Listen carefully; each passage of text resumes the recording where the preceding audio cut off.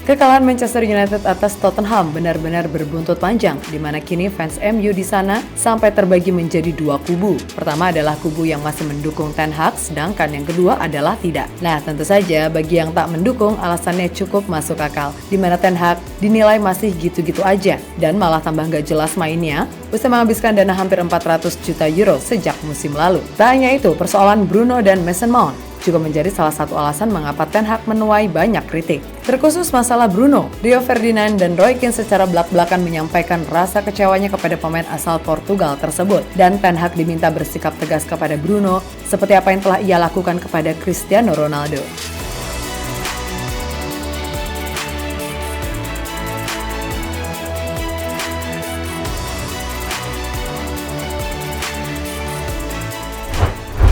Saat ini situasi di Manchester United bisa jadi sedang tak baik-baik saja. Hal itu mengacu pada permainan buruk mereka di dua pertandingan perdana Liga Inggris musim ini. Bukan soal hasil, akan tetapi yang menjadi kritikan tajam adalah soal sistem yang dimainkan Ten Hag dan terkesan tidak ada perubahan. Sang menir dinilai terlalu memaksa bermain dengan sistem yang pada akhirnya membuat Casemiro seolah jadi pecundang di lini tengah. Keberadaan Bruno dan Mason Mount dalam satu posisi yang sama pada akhirnya malah membuat MU ini minim kreasi dan amburadul. Itu terbukti kalau mereka diobok-obok secara permainan oleh Wolves dan Spurs.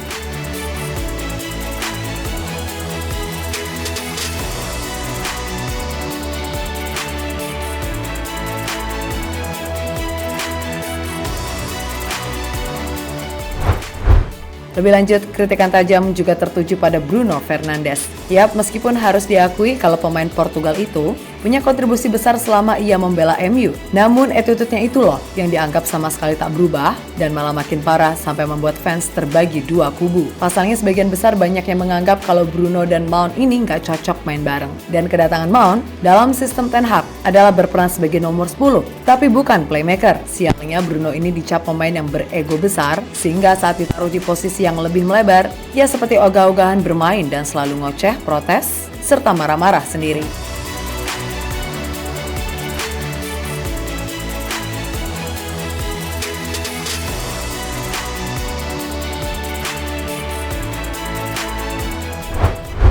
Saat laga melawan Spurs, Bruno dikritik selain tidak bisa berbuat banyak, ia juga dikritik oleh Rio Ferdinand secara belak-belakan karena lebih mengurusi hal-hal non-teknis macam wasit ketimbang mengevaluasi dirinya sendiri. Seperti misalnya saat gagal mengkonversi peluang emas di depan gawang Spurs. Saya pikir pada titik ini Anda harus jujur. Saya mengerti mengapa dia kecewa, tetapi dia mungkin akan mendapatkan lebih banyak hal dengan datang ke sana dan mengatakan, Anda tahu apa? Kami sudah kalah. Kami belum mencapai level yang kami harapkan dan kami harus menjadi lebih baik dan melakukan lebih banyak lagi. Saya pikir dia bisa saja pergi ke koridor, tetapi itu adalah masa lalu. Pergi ke koridor, berbicara dengan wasit, terserah. Tetapi itu adalah miliknya sendiri. Penampilannya tidak terlalu bagus, sangat mudah untuk mengatakan bahwa ia seharusnya melakukan ini atau itu. Ketika Anda berada dalam momen tersebut dan Anda sedang bersemangat, itu berbeda. Ucap Ferdinand dilansir dari Sky Sport.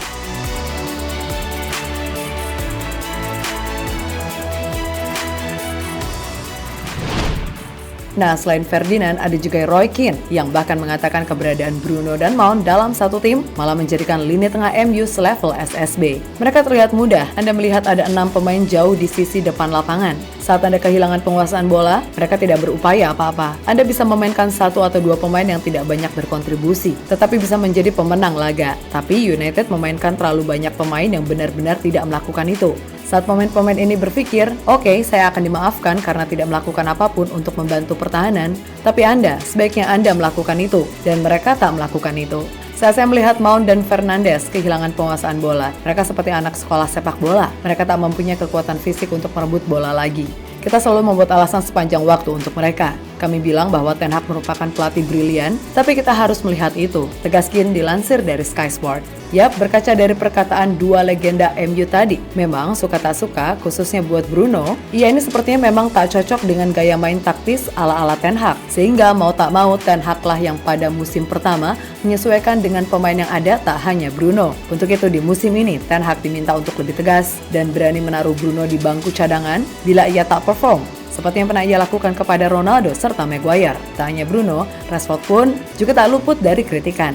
Banyak yang menilai Ten Hag kurang adil kepada Sancho, bahkan Martial yang bagaimanapun layak diberikan kesempatan meskipun tak kalah bapuknya. Tapi at least ada sesuatu yang bisa membuat Bruno, Rashford, atau siapapun sadar kalau main jelek ya siap dicadangin. Bukan begitu, wahai fans MU yang sentosa?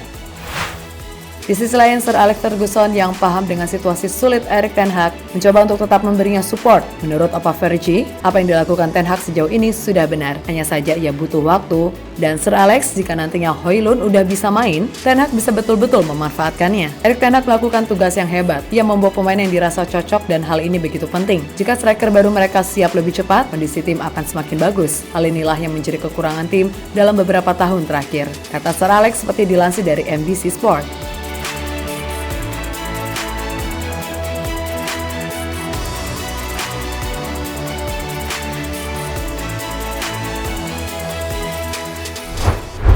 Ya, pada akhirnya, kini semuanya tergantung Ten Hag itu sendiri. Apakah ia masih kepala batu dengan terus mempertahankan gaya main ini, atau ia mau merubah lagi? Terlebih, Mount sendiri, kabarnya harus menepi kurang lebih 4-6 pekan. Sehingga kini menarik dinanti, akankah Pak Ten Hag kembali ke pakem 4-2-3-1 dengan Eriksen sebagai pendamping Casemiro, atau tetap memainkan pola 4-1-4-1 dengan pemain berbeda dan kembali membuat Casemiro seperti pemain yang seolah-olah cupu di lapangan?